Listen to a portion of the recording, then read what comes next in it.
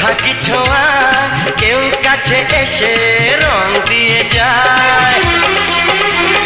ক্ষতি নেই যদি সোহাগী ছোঁয়া কেউ কাছে এসে রং দিয়ে যায়।